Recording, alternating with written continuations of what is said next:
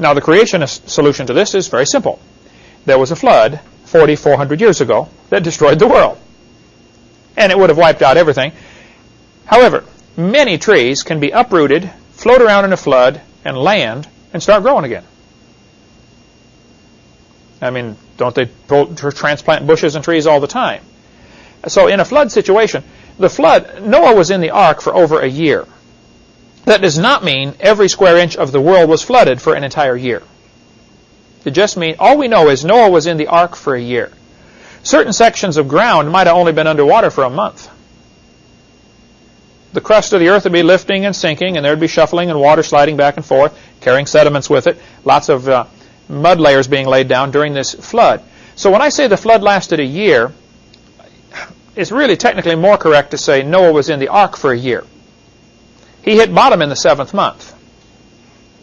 Now, if you have floating log mats of stuff floating around that's been uprooted and drifting around, the seeds, of course, are going to be able to survive soaked in this water for a short time and then regerminate. Go any place where there's been a flood, after the flood water goes down, the mud out there, things start to sprout very quickly. Actually, many countries depend upon the annual floods to give them a new layer of sediment, new layer of topsoil. And they come in and build dikes and levees, and now the soil gets depleted after a time. It's one of the problems along the central part of the United States. But the tree ring dating, I just wanted to point out, is certainly not an exact science. But the oldest one they've counted clearly and pretty certainly is 4,300 rings. Assumption is 4,300 years. It's that at a maximum, probably less than that as far as its age. So the creationist has no problem with the oldest tree. Says, hey, the flood was 4,400 years ago. Not a problem. This is a picture of a coral reef going underwater. The largest reef in the world is in Australia. It's called the Great Barrier Reef. That'll be a quiz question. Where's the largest reef in the world, and what's the name of it? Great Barrier Reef is, I believe, 1,500 miles long. I should have looked that number up, but it's something like that. 1,500 miles of coral. It's absolutely gigantic. We went out and saw it. Eric was there, and Marlissa and my wife and Ken Andrew. We saw the Great Barrier Reef, and it's extremely impressive to watch it. Just beautiful, the stuff down there. We took one of those glass-bottom boats out, and you can see all the fish down there. Well, during World War II, some of the reef was damaged because there are very few places you can get through the reef to get ships in and out. You don't want to drive 1,500 miles to go around the reef, so they just blasted holes through it.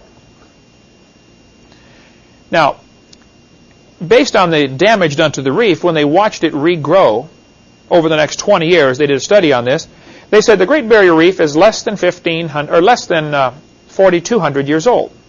There's a great article in Creation magazine dealing with this. One of their figures they came up with was 3,700 years. This is the new Creation magazine, but if you want some fascinating reading, it's like $22 a year to get Creation magazine. It's through Ken Ham's ministry up in Florence, Kentucky, south of Cincinnati. The article in Creation magazine is in volume 8, number 1, on page 6. It was an older issue. It'd be almost worth, if you had the money, to get all the back issues. They've been doing this for 10 years, so it cost you $200 or something like that. But they're really excellent articles in here, if you want to look through one of those. Probably, if I could only afford a couple of things to subscribe to, I would subscribe to Creation magazine. I can give you the number if you want to write it down. It's 800-350-3232. 800-350-3232. Or their website is answersingenesis.org. O-R-G. And I don't agree with everything they put in here, but most of the time it's just really fascinating stuff and well documented. So, great article about the Great Barrier Reef, if you want to read more on that, would be found in this back issue of Creation magazine. And they said one of the studies showed 3,700 years. Now, some of the scoffers have tried to say, no, reefs can grow, they grow slower than that. And they look at, I think it's the one of the reefs in the Pacific Ocean around one of the islands. I believe it's Bikini Atoll, if I'm not mistaken, where they say they drill down in the reef and pull up a core sample of reef and find out the coral has layers to it, sort of like tree rings, as colonies grow on top of old colonies. And they say it's much older than the creationists allow for. This will be what the skeptics will tell you. Okay, several factors affect coral growth. If a coral reef is farther from the surface of the water, it grows faster. As it approaches near the surface, because the tide's going up and down, the coral is exposed for part of the day. Now the growth rate slows way down. So the rate of growth depends very much on how much nutrition it's getting If it's near an area where there's a river coming out right at that area, like one of these Australian rivers exits right there, brings all sorts of nutrients out. Lots of stuff for the coral to eat. It's going to grow faster. If it's not near a river, it's going to grow slower. If the water is clear, the sunlight penetrates, and it gets sunlight, so it's going to grow faster. If the water is murky, it's not going to get the same growth rate. So it's not just a simple science of saying, let's just measure it, and it's not quite that simple. But the estimates are certainly less than 4,200 years. Some maybe even less than 3,700 years. So the creationist has no problem with this. He says, yeah, there was a flood that destroyed the world 4,400 years ago. This is Niagara Falls. Niagara Falls, this textbook tells the kids, has been eroding for 9,900 years. Now, how would they know that? Well, if you've ever seen Niagara Falls, you know it's a lot of water going over the edge there. And as the water goes over the edge, it breaks off the rocks on the edge, so the falls is eroding its way backwards.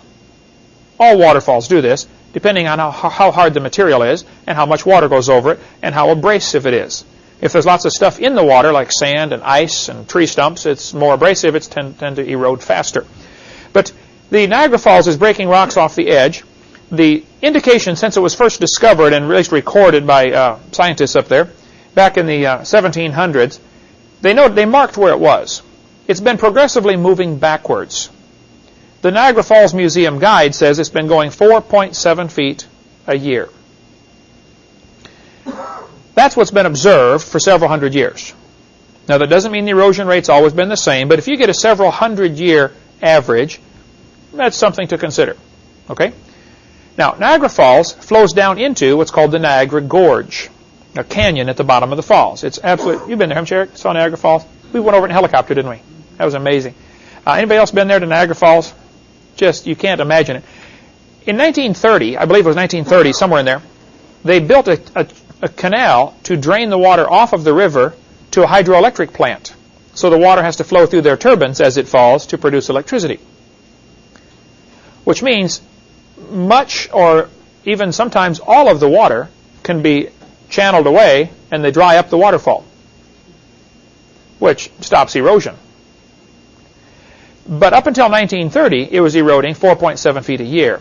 Since then, it's eroded slower because they're diverting much water for hydroelectric power.